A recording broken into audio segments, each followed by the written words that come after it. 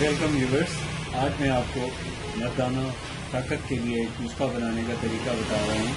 मर्दाना ताकत के लिए बहुत से ऐसे नुस्खे हैं जिनको आप खुद भी तैयार कर सकते हैं और बहुत से ऐसे नुस्खे हैं जो आपको प्रॉपर तौर पे किसी हकीम साहब से ही तैयार कराने पड़ते हैं।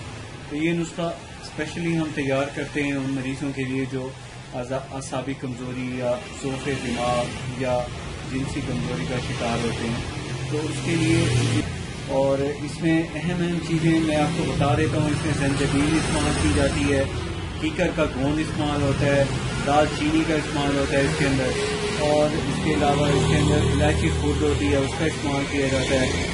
साथ में इसके अंदर निशास्ता होता है उसका इस्तेमाल किया जाता है जो कि गंदम तरतीब से निकाला जाता है। साथ में इसके अंदर करनफल का इस्तेमाल किया जाता है, लौंग इस्तेमाल होते हैं, जायफल इस्तेमाल की जाती है। मतलब जिस्मानी ताकत के लिए बहुत ज़रूरी और अहम अज्जा हैं।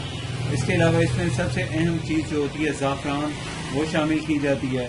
तो ये इसके जो अंदर जो अज्जा शामिल किए जाते हैं मेन वो यही होते हैं। उसके अलावा इसके अंदर जब ये माजून की शक्ल अख्तियार करती है तो उस वक़्त इसमें हनी का इजाफा कर दिया जाता है और कुछ ऐसी अज्जा ऐसी अशिया इसमें शामिल की जाती हैं जो इसकी हिफाजत करती हैं और इसको ख़राब होने से बचाती हैं। तो ये जो नुस्खा है ये बहुत हमारे पास इस्तेमाल होता है कसरत से, इसलिए कि जो 20-25 साल से ऊपर की उम्र के जो शादीशुदा अफराद हैं उनके लिए ये नुस्खा बहुत मुफीद और बहुत कारआमद है। इसलिए कि जब कसरत मुबाशरत या जिनसी फेल के बाद कमज़ोरी हो जाती है मर्दों को, उसके ख़त्म करने के लिए नुस्खा बहुत मुफीद और मौसर है।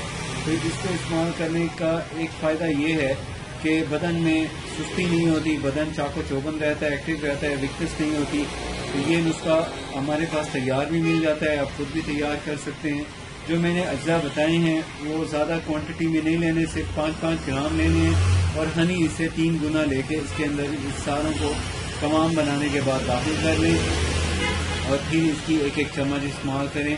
जो अज्जा इसमें शामिल किए गए हैं वो बिल्कुल सादा से हैं, बेज़रर हैं, किसी किस्म का कोई साइड इफ़ेक्ट भी नहीं है, इसलिए आप इसको बिला झिझक इस्तेमाल कर सकते हैं।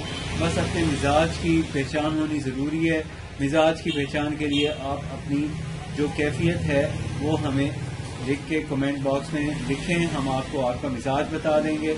इसके बाद आप किसी किस्म की दवाई के बारे में, आप इस्तेमाल के बारे में खुद ही समझ जाएंगे कि आपके मिजाज क्या है और दवा का मिजाज क्या है और इनका आपस में क्या कोरिलेशन है।